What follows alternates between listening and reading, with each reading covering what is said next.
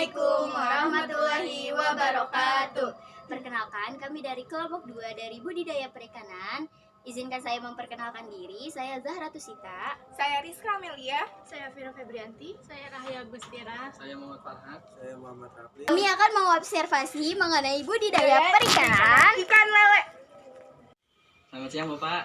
Kita dari SMA Negeri 12 ingin observasi wawancara di Cipayung, Depok. Sebelumnya kenalan dulu, nama saya Muhammad Farhad. Saya Zahra Tusita. Bapak siapa ya kalau boleh tahu? Saya Fuad. Fuad. Nah, tujuan kami situ buat observasi wawancara tentang observasi ini Budidaya perikanan ikan lele ya, ikan Pak. lele. Ya. Nah, langsung aja ke pertanyaannya, Pak. Yang pertama, bagaimana kondisi kolam atau tambak dalam hal kebersihan dan kualitas air? Ya, kualitas air yang palingnya sering diganti atau ditambahin probiotik ya. Oh gitu, perawatannya kayak gitu, selalu diganti rutin ya Pak? Apalagi pas musim hujan kan. Lalu, apa jenis pakan yang Bapak berikan kepada ikan lele dan gimana cara penyajiannya, Pak? Ya. Ini Pakan apa lele jenis ya? pakan ya? Pakan lele kalau untuk budidaya ya, kalau untuk pembesaran bisa kasih pakan pelet biasa ya. Masing-masing ada ukurannya, tergantung ukuran ikannya. Kalau di bibit itu ada ukuran dari 0,5, 0,8 mili ya. Butirannya tergantung ukuran mulut. Jadi kalau ngasih pakannya di kita ya, sama pakan itu kualitas tinggi ya, protein tinggi. Yang kedua dikasih suplemen. Suplemen vitamin. Itu ada vitaminnya. Itu dibibisin atau dibasahin, dicampurin ke ikan, ke pakan baru dikasih. Nah terus yang ketiga, bagaimana perilaku ikan saat diberi pakan atau saat berada di lingkungan mereka gitu Pak? Saat dikasih makan. Ya Gimana? agresif, ya. Agresif. Lebih kalau lele itu kan sifatnya lebih agresif ya untuk makan ya, rakus ya. Terus ya. Terus apa tanda-tanda kesehatan yang dapat diamati pada ikan lele? Iya, gerakan, pertama air dulu deh. Jadi sumber kesehatan ikan itu sebenarnya dari rumahnya dulu, dari airnya dulu. Iya. Sebenarnya air itu bisa pakai alat, pakai pH atau segala macam. Tapi kalau yang udah berpengalaman ya, yang udah lama di ikan ya, jadi dia bentuk permukaan air, warna air itu dia udah tahu 2 atau 3 hari lagi itu ikan akan sakit. Oh Gitu. gitu, jadi Kondisinya. kelihatan. Jadi preventifnya harus dibenerin di awal. Terus kalau yang ikan sehat ya itu ya tadi itu kalau airnya ini gerakan ikannya kayak tadi itu kan belum dikasih makan gerakannya itu berarti ikan Lincah. dalam kondisi optimal. Nah terus bagaimana proses pengelolaan limbah dari kegiatan perikanan yang dilakukan? Kalau limbah dalam artian air ya. Iya. Kalau air kan Air. sebenarnya kalau ini kan konsepnya mau disirkulasi airnya, jadi kotorannya itu enggak di air yang dibuang itu, maksudnya 90% air itu nggak dibuang. Cuman sistem itu kan belum berjalan ya, jadi ya terpaksa sekarang ya, kalau kotor akhirnya dibuang langsung ke got gitu kan. Terus apa teknik yang digunakan untuk menangkap ikan di lokasi tersebut? Ya kalau ini kan kolamnya udah modern ya, jadi ya nggak susah untuk menangkapnya ya. Jadi ya satu kolam itu misalkan satu kolam isinya 10.000 ekor ya di dalamnya. Itu nggak nyampe dalam waktu 15 menit kita udah keangkat ikannya. Karena kan sistemnya ada. Beda kalau yang di empang ya. Itu kan lama. Kalau ini kan enggak.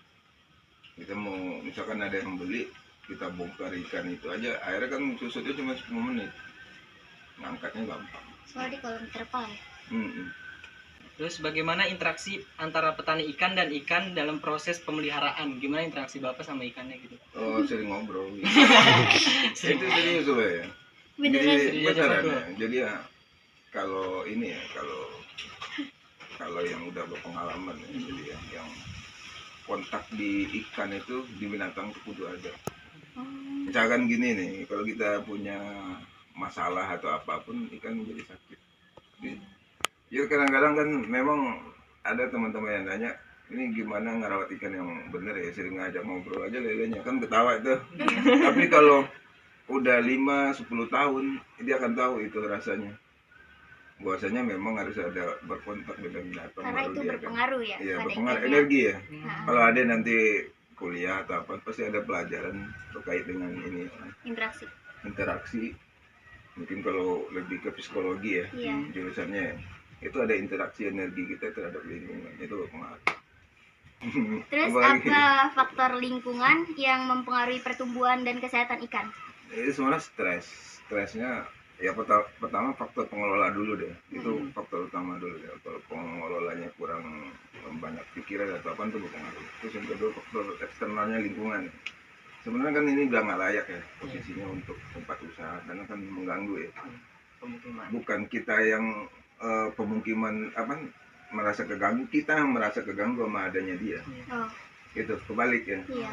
Jadi ya padahal kan di sini kita udah 15 tahun dia baru pada nyampe kan, baru justru dia yang memberikan gangguan karena pertama suara itu pengaruh. Karena kan misalkan anak-anak banyak ya seng pada dipukulin atau apaan atau dilemparin, ikan stres dimuntahin semua dia menyangka. Oh. Jadi berpengaruhnya faktor X-nya itu lebih banyak.